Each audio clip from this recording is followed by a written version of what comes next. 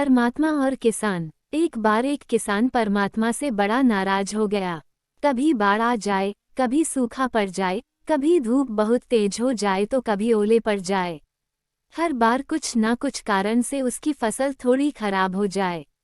एक दिन बड़ा तंग आकर उसने परमात्मा से कहा, देखिए प्रभु, आप परमात्मा हैं, लेकिन लगता है आपको खेती बाड़ी की ज्यादा जानकारी नहीं है।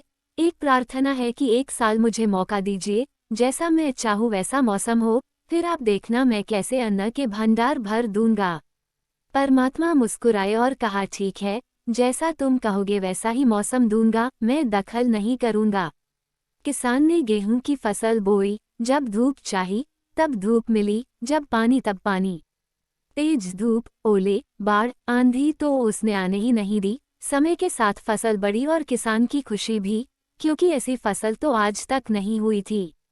किसान ने मन ही मन सोचा, अब पता चलेगा परमात्मा को कि फसल कैसे करते हैं। बेकार ही इतने बरस हम किसानों को परेशान करते रहे।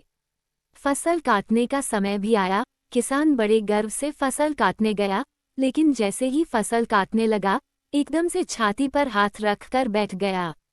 गेहूं की एक भी बाली के अंदर गेहूं नहीं था, सारी बालियां अंदर से खाली थी। बड़ा दुखी होकर उसने परमात्मा से कहा, प्रभु ये क्या हुआ? तब परमात्मा बोले, ये तो होना ही था, तुमने पौधों को संघर्ष का जरा सा भी मौका नहीं दिया। ना तेज धूप में उनको तपने दिया, ना आंधी ओलों से जूझने दिया, उनको किसी प्रकार की चुनौती का एहसास जरा भी नहीं होने दिया। इसीलिए सब पौधे खोखले रह गए। जब आंधी आती है, तेज बारिश होती है, ओले गिरते हैं, तब पौधा अपने बल से ही खड़ा रहता है।